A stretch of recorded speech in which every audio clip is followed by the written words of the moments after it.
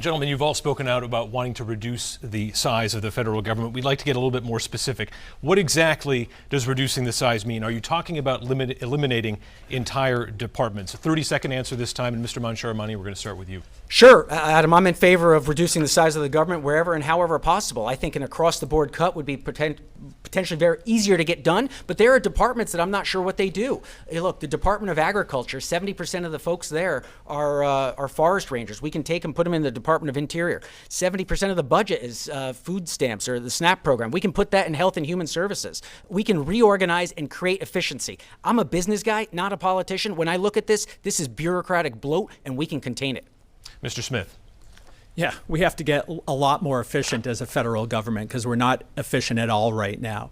You know, I know some of the biggest costs we have in the federal government are personnel costs. And I've said that any position that isn't filled in the federal government after 6 months ought to be eliminated. But we do have to take a look at agencies as well and ask about what is their effectiveness. The Department of Education would be a good place to start.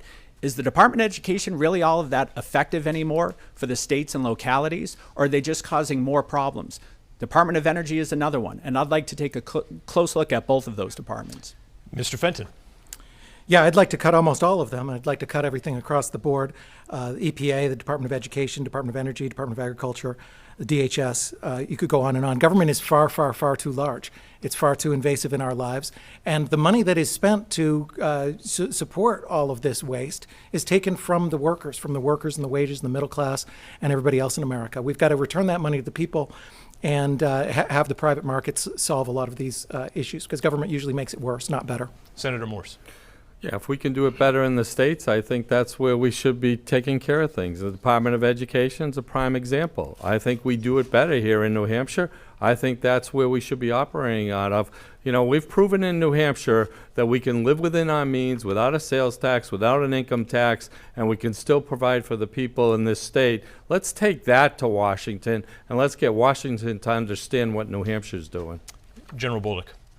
So to answer your question here, yeah, EPA, Education Department, Energy, Homeland Security, Department of Labor, the VA, not doing its job, and the Department of Defense. And I know personally the Department of Defense needs some serious reform.